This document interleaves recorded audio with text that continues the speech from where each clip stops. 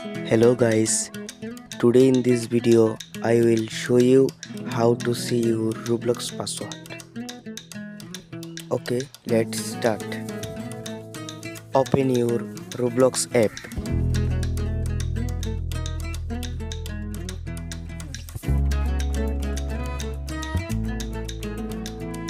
Click now more option.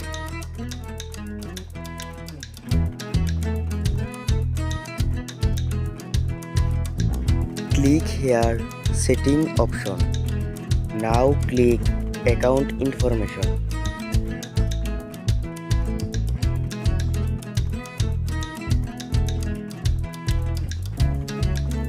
There is no option to see your password. Don't worry, follow my next steps properly. Open your phone settings. Now scroll down. Click here Google icon. Now click password manager.